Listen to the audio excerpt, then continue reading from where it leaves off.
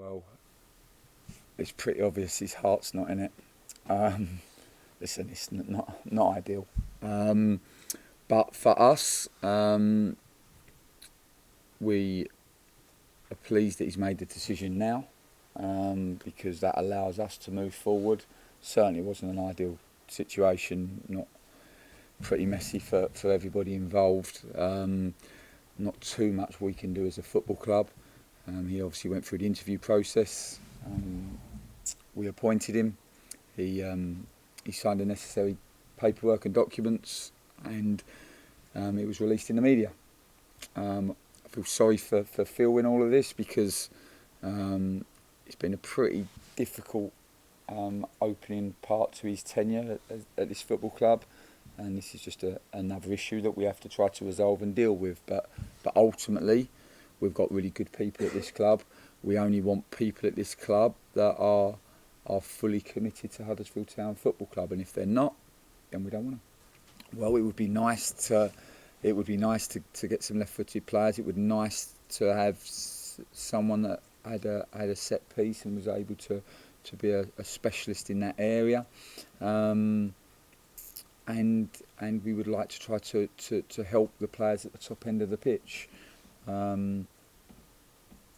This is what we would like. We also understand that we have to work within certain constraints and certain finances, and we understand that, and we are trying to get the very, very best value, as well as the very, very best players that are affordable and available. And it's, as everybody knows, it's never an easy window, January. But certainly we know the characters. We know that we need them physically robust, and if we can bring the right people and the right players into the change room, then that will really help us for what is going to be a really tough and challenging second part of the season. Well, I think it's been spoken about, a number of players. We've seen 10, 15 different names that have been linked to Huddersfield Town. This often happens at this time of the year, which we respect.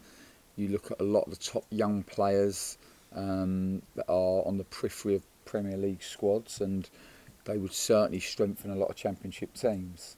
We're aware of them. We know the ones that we think would be the best fit for us, and we are having the necessary conversations with clubs and also with players and agents to try to make this feasible and possible. Yes, yeah, we've had good conversation with a number of Premier League clubs about their young players, and we're actively and aggressively looking to try to bring the right players in for this football club. And like I said, it's not just about the right players, it's about them being the right characters, and that's something that's very, very important, because whether we like it or not, we're in a relegation battle. We know that it's going to be a turbulent journey. We know that there's going to be ups and downs. We also know the type of characters you need when your back's against the wall and you're facing adversity, and we've got to make sure that we bring in people and players that are fit for purpose and ready for the challenges that are going to come. Well, they're all available, as we've highlighted before.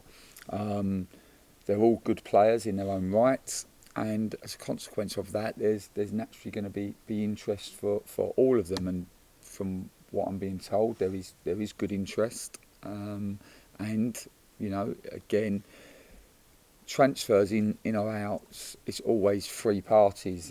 It's always the player and the two respective clubs, and it's got to be right for all parties.